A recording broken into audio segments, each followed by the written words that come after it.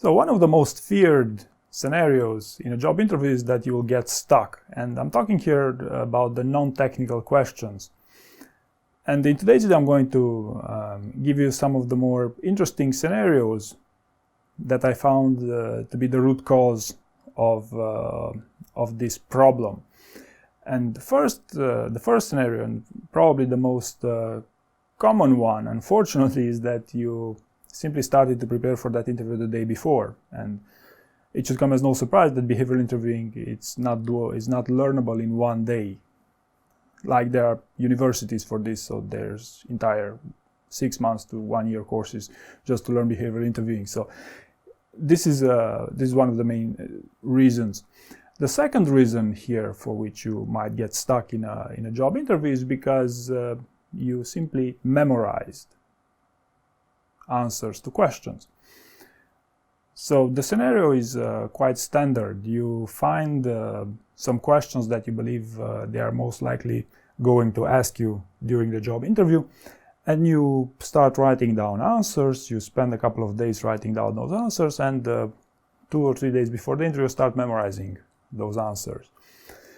Now, needless to say, your answers will sound memorized, will sound very scripted while you speak them, but this is not the whole thing. The problem is that in a job interview, they will try to, to get you out of your comfort zone, to ask you some questions that you wouldn't expect, or to ask you some follow-up questions you wouldn't expect. And then what do? Well, the reflex will be that you'll try to remember those already memorized answers. You will loop through those answers and for a couple of seconds, and you realize, whoops, I don't have a prepared answer for this, and then you'll block.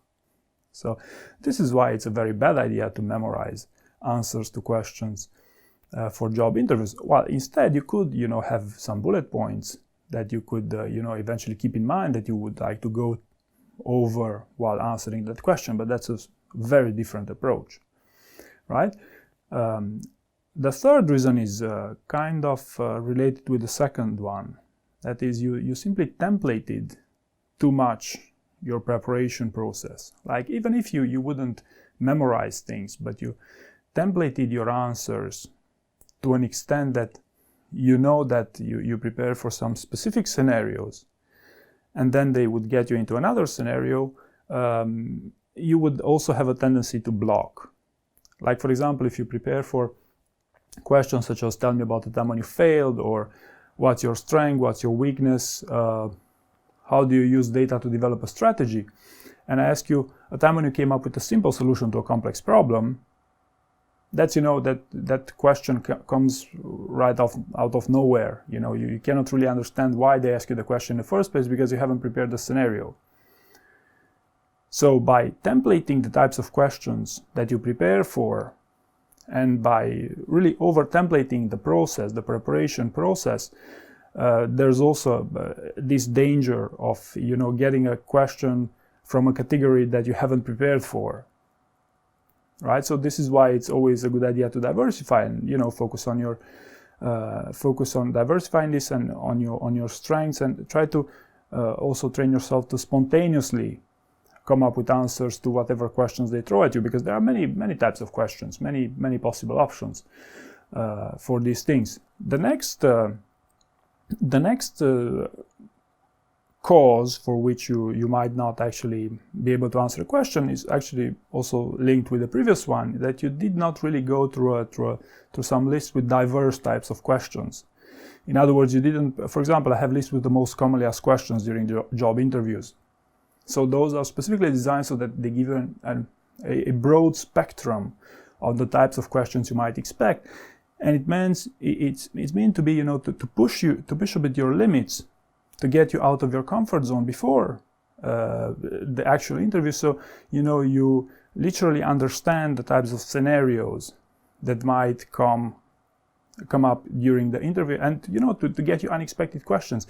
And this is why, regardless if you're, an SD level 1, or someone working in finance, you should expect all sorts of questions. It's a very good exercise that you prepare for all these types of questions, because you build some muscle into answering into answering pretty much any types of questions. And last but not least here, another maybe not so common reason, but certainly a very important one to your overall performance during an interview, is that you don't understand why they ask you the question in the first place.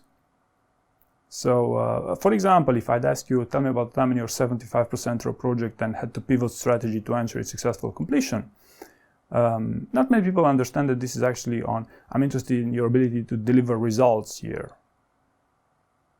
Right? Because that's why, I'm trying to see how you had a project in which you struggled. Towards the end, you had an unforeseen event for which you had to adapt in order to deliver the project within that original timeline. So if you know that I'm looking for deliver results while asking you this question, you could easily, refresh your memory on the stories that you prepare for deliver results and give me a great answer here. Whereas, many people trying to read too much through the lines of the actual question. Like, for example, a not so good follow-up question would be, does it necessarily have to be 75%? I think it was 80%. Come on, who cares? So my point here, the point I'm trying to make is that you must understand why they ask you the question in the first place. And this is what it's pretty much assures you that you will be able to not only give an answer, but to give the best possible answer. Because if you give a terrible answer, it's as if you didn't give an answer, right? So it's basically the same thing. So try to understand why they ask you the question in the first place. And this is also a very good advice when it comes to behavioral interviewing.